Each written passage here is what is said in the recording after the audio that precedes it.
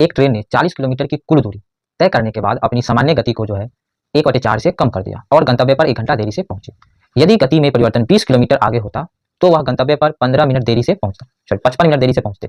Train की गति बताना है, तय की गई कुल दूरी बताना है, गंतव्य तक पहुंचने में लगा समय बताना है, मतलब तीनों चीज बताना है,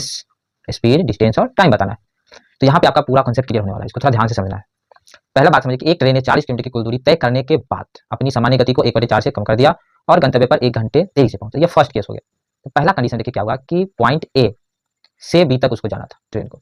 लेकिन सी तक पहुंचा हुआ 40 किलोमीटर। उसके बाद यहाँ पे इसका स्पीड कम हो गया, 1/4 हो गया, मतलब कि पहले अगर 4 था तो बाद में स्पीड कम हो गया, 3 हो गया। तो जो रेशियो टाइम का होगा वो हो जाएगा 3:4, क्योंकि स्पीड का उल्टा क्या होता है, टाइम का रेशियो, क्योंकि सी से बी तक डिस्टेंस सेम है। और यहाँ पे डिफरेंस 1 का है, लेकिन सवाल में कहता है कि 1 घंटे की देरी जाती है, मतलब 1 का वैल्यू 1 घंटा, तो 3 का मतलब 3 घंटा, मतलब सी से बी तक जाने में उसको 3 घंटा का समय लगा। ठीक है, ये पहली कंडीशन हो गया। अब दूसरी कंडीशन को समझिए ध्यान से, इसको थोड़ा ध्यान से समझना है कि ए से बी तक पहुंचना है, सी तक 40 किलोमीटर है। अब कहता है एक्सीडेंट, मतलब कि अगर वह 20 किलोमीटर दूर, मतलब कि डी तक जाके बाद इसका स्पीड अगर चेंज होता तो अब डी से बी, मतलब टोटल डिस्टेंस अगर बी से सी एक्स है, मतलब यहाँ से लेके यहाँ तक एक्स है, ठीक है, सी से लेके बी तक क्या है एक्स, तो जो डी से बी तक होगा वो हो जाएगा एक्स माइनस 20। अब इस डिस्टेंस से डी से बी तक का कंडीशन देखते हैं कि यहाँ पे भी चेंज हो रहा है, उसी तरह होगा चेंज, 4 से 3 हो जाएगा स्पीड, तो टाइम का रेशियो हो जाएगा 3:4। एक का चेंजिंग होगा, एक का वैल्यू यहाँ पे 55 मिनट दिया हुआ है, अगर मिनट को हम लोग घंटा में बदल देंगे तो 7 से भाग कर देंगे, तो एक का वैल्यू हो जाएगा 11/12। ठीक है, 11/12, लेकिन हमको 3 का वैल्यू निकालना है,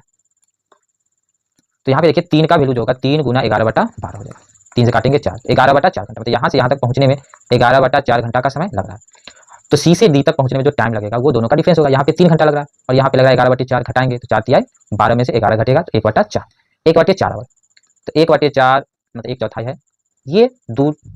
टाइम जो लग रहा है वो कितना दूरी तय करने में, तो 20 किलोमीटर। तो यहाँ से हमको स्पीड निकल जाएगा, क्योंकि यहाँ स्पीड जो होता है वो होता है d/t, डिस्टेंस 20 है और समय जो है 1/4, 4 ज़्यादा जाएगा ऊपर, 20 × 4 80,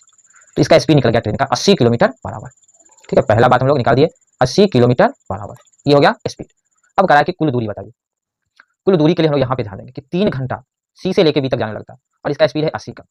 तो 80 का स्पीड है तो सी से बी तक, मतलब कि सी बी जो दूरी है इसको जाने में 3 × 80, 240 किलोमीटर ये डिस्टेंस कवर करेगा, और इसके पहले यहाँ से है ए से सी तक 40, तो कुल दूरी जो होगा वो जाएगा 40 + 240, मतलब कि 280 किलोमीटर।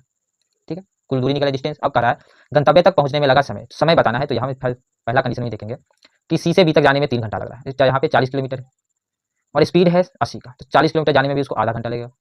आधा दूरी है तो आधा घंटा, तो कुल जो टाइम हो जाएगा वो आपका 3.5 घंटा हो जाएगा, मतलब कि 3 + 1/2, इस तरह से हम लोग 3.5 घंटा लेंगे। तो